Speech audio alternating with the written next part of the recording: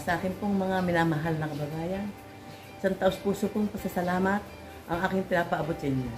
Ako po ang inyong lingkod, Mayora Corazon Pulintan Almeida. Dahil mula noon hanggang ngayon, ay patuloy po ang inyong mainit na pagtanggap at pagmamahal sa akin. Makakaasa po kayo ng tamang paglilingkod para sa ating bayan at sa aking mga kababayan.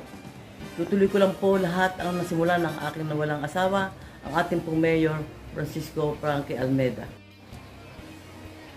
At sa bago pong henerasyon, News TV, binabati ko po kayo sa isang ikawalong anibersaryo, serbisyo publiko at sa ating mga mamamayan. Maraming salamat po sa inyo.